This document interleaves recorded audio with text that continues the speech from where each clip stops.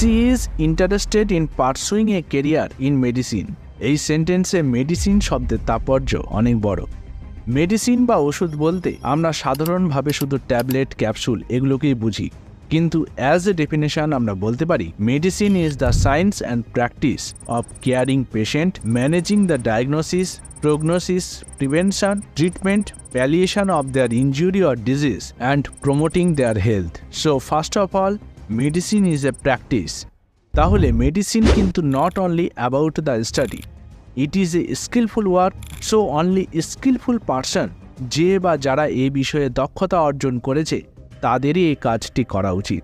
এবার এই মেডিসিন প্র্যাকটিসে কি করা হবে সেটার জন্য ফার্স্ট পয়েন্ট বলা হয়েছে কেয়ারিং পেশেন্ট, মানে পেশেন্টের টেক কেয়ার করা বা যত্ন করা। সেকেন্ড পয়েন্ট ডায়াগনোসিস, মানে ডিজিজটাকে আইডেন্টিফাই করা বা ডিজিজের কজ